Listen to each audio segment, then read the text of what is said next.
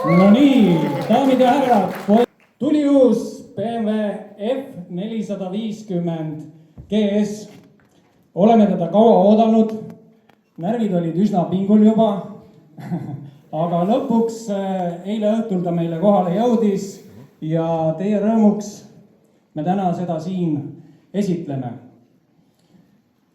Ta on siis järjekorras BMW teine selline kerge adventure ratas, 420 kuubikut, 175 kilogrammi massi ja 35 kilovatti. Et selle rattaga on võimalik sõita ka A2 lubadega, aga usun, et ka täislubadega sõitjatele siin sellel rattal sisu on.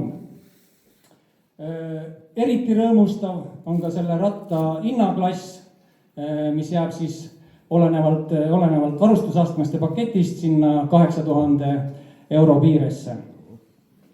Enduromehed loomulikult ootavad sellele mudelile ka kodarvelgi, et neid saab siis hiljem järelpaigaldada üle varuosasüsteemi juurde osta, samamoodi nagu siis ka seda pikka krossisadulat.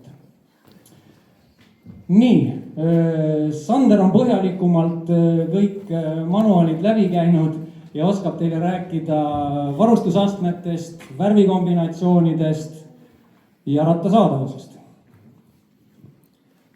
Ja, tegemist on siis täiesti uue mootorrattaga, et siit ei ole midagi laenatud ega üle toodud siis vanad mudelit. Et mootor on uus, raam on uus, liiga 2 siis 35 kilovatti ja 178 kilo tegelikult.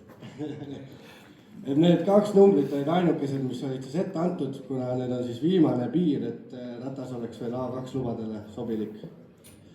Et eks ei tea, kus siia seda lisakaalu juurde pandud on, küll me välja uurime.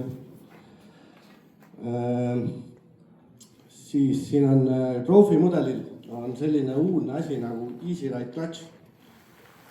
Enduro maailmast on seda varem kuuldud kui rekluuse sidur, ehk siis seda ratast on võimatu välja suretada.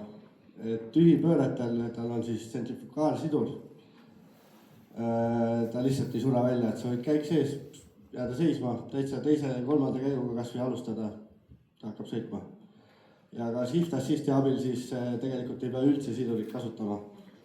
Aga samal ajal sul on ikkagi sidur olemas, et kui on tehnilised lõigud, siis saad ikkagi sidurit kasutada ja ka näiteks mäest alla sõidus saad mootori pidurit kasutada.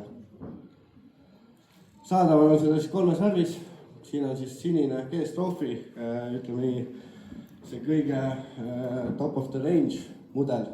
Et GS Trophy mudel saab siis kõik need ilusad kuldsed lenksud ja värvitooni ja põhjakaitsme alumiiniumist, tumeda tuuleklaasi.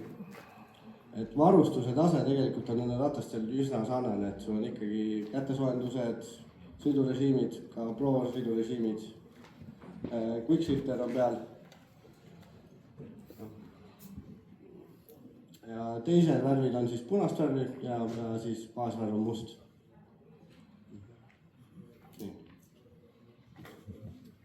Ja mis kõige tähtsam, alates esmaspäevast on kõik oodatud proovisõitu tegema selle sama rattaga.